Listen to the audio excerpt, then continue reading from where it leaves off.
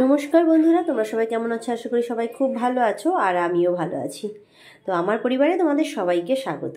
এখন আমি একটু লুচি করব। এখন রাতের বেলায় সবাই একটু লুচি খেতে চাইছে, তো ওই জন্যই বিশেষ করে মেয়েরা। তো প্রথমেই আমি ময়দাটা ভালো করে ময়াম দিচ্ছি। এর মধ্যে দিয়ে দিয়েছি 1 চামচ সুজি, আর দিয়েছি চিনি, পরিমাণ মতো নুন, আর হচ্ছে তেল, সাদা তেল। তো দিয়ে প্রথমে দলা দলা ছিল, কিন্তু সেগুলো একদম সুন্দর ঝুরঝুরে হয়ে গেছে। তার মানে একদম ময়ামটা কিন্তু হয়ে গেছে। এবার ময়াম বলতে এবার আমি জল দিয়ে ভালো করে ময়ামটা দেব।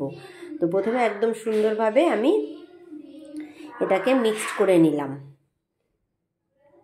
তো এবার জল দিয়ে দেব।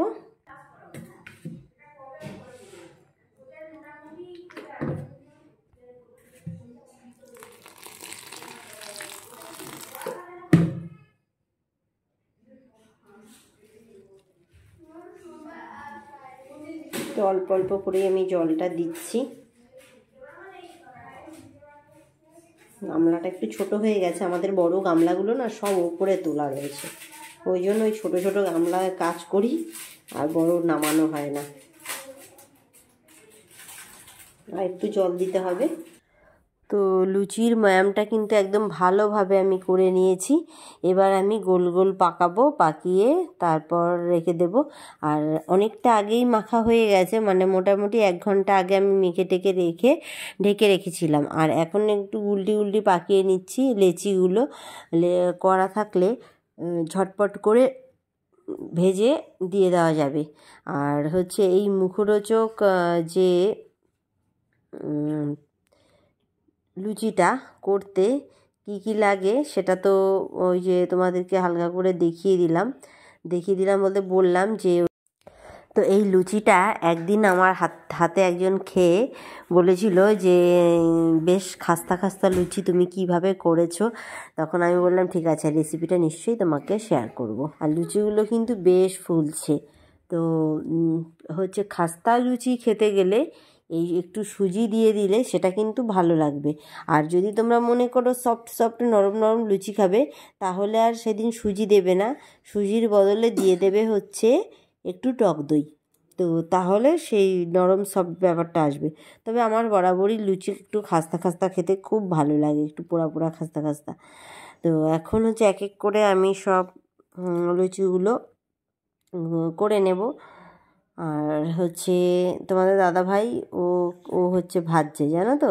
এখানে ওকে দেখাচ্ছি না, কারণ দেখাতে বারণ করে যে না আমাকে এরকম ক্যামেরা করবে না, হ্যাঁ এরকম বলে। তো ওকে না দেখাতে বলে, তার জন্য থাক বাবা, শেষে আমি ক্যামেরা ধরবো, আমাকে তারপর কি বলবে, ওই জন্য আমি আর ওর দিকে ক্যামেরা ধরি না, দুই সময় লুকিয়ে ধরি। তো যাই হোক, এখন হচ্ছে ও লুচিটা ভেজে দিচ্ছে, আর আমি বেলে বেলে ছেড়ে দিচ্ছি। তো মেয়েদের হচ্ছে ওই যে বলা যায় যে মেয়েদের অনেক ইচ্ছেতে আমাদেরও সেগুলো করতে হয়। সবসময় বাচ্চার উপরে যে কোনো ইচ্ছে চাপিয়ে দেবো, আর বাচ্চা যে ইচ্ছেটা সেটার গুরুত্ব দেব না, সেই মানসিকতা বোধহয় আমার নেই। তার জন্য যে ছোট বাচ্চারা খেতে চেয়েছে তো করে দিচ্ছি। হ্যাঁ, যদি খারাপ কিছু হতো অবশ্যই দিতাম না, বাড়ির সাদা তেলে আমি লুচিটা করে দিচ্ছি খুব লাইটভাবেই। আর দেখো এই যে না চলে এসছে এখানে, এসে দেখো লুচি ভাজে। লুচিরা সত্যি সত্যি কীভাবে ফুলিয়েছে দেখো। আমি বলছি দে আমি উল্টে দিই। তো যাই হোক, উল্টেও দিল। এবার আমি বলছি যে তুই যা, নাহলে তুই থাকলে এরপরে বোন কান্নাকাটি করবে, মা আমি লুচি ভাজবো। তো এই তাল করতে গিয়ে শেষে দেখা হবে লুচিটাই হবে না। আর এই যা মানে গরম তেল, আমার খুব টেনশান হয় যে একদম রান্নাঘরে আসবে না। আর দেখো এই যে সাদা আলুর তরকারি দুপুরবেলা রান্না করে রেখেছিলাম, এখন একটু গরম করলাম। এই সাদা আলুর তরকারিটা খেতে অসাধারণ লাগে, সে লুচি দিয়ে হোক রুটি দিয়ে হোক, আমার তো বেশ ভালো লাগে।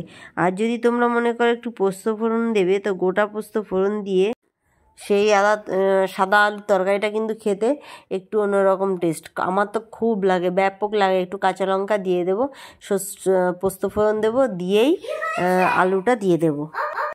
আর দেখো এনাসানা ওদেরকে খেতে দিয়ে দিয়েছি, টিভি দেখছে আর টিভি খাচ্ছে। খাওয়া দাওয়া করে বিছানায় চলে এসেছি, কারণ আজকে দুপুরে একদম ঘুমাইনি। প্রতিদিন দুপুরবেলা ঘুমোই, কিন্তু আজকে আর ঘুম হয়নি। আমাকে দেখে বুঝতেই পারছো, চোখ যেন আমি টেনে রাখতে পারছি, মানে মেরে রাখতে পারছি না। তো এখন হচ্ছে এনাসানাকে ওর বাবা অঙ্ক করাচ্ছে, আর আমি এদিকে বিছানা পাতাচ্ছি। দেখো সব বিছানা পরপর 4টে বালিশ দিয়ে দিয়েছি। আর দেখো কত কোল বালিশ, শুধু দেখো, এই একটা কোল বালিশ, এই একটা কোল বালিশ, আরও দেখাই, এই একটা কোল বালিশ, এই একটা কোল বালিশ। এটা হচ্ছে ছোটো এনাসানাদের, ছোট কি সরু কিন্তু লম্বা আছে। আরও দেখাই, এই একটা কোল বালিশ। তো সারা ঘাট জুড়ে শুধু কোল বালিশ। তো এই এখন রেখে আসবো ওই ঘরের খাটে, যেই পাশ বালিশটা মানে কোল বালিশটা, তো সেটা হচ্ছে ওদেরকে আজকে যেহেতু গার্ডেন মিস এসেছিলো, তো ওই ঘর থেকে আমি ওই জন্য বালিশ টালিশ, মাথার বালিশ টালিশ সব মাথার বালিশগুলোই বারান্দায় রেখেছি, আর পাশ বালিশটা আমি এই ঘরের খাটে এনে রেখেছি। তো ওরা ওই ঘর থেকে পড়া হয়ে গেলে আমি বেড কভারটা চেঞ্জ করে তারপর এই বালিশ টালিশগুলো আবার গুছিয়ে রেখে দেবো। তো ঠিক আছে, এখনকার মতো টাটা, গুড নাইট।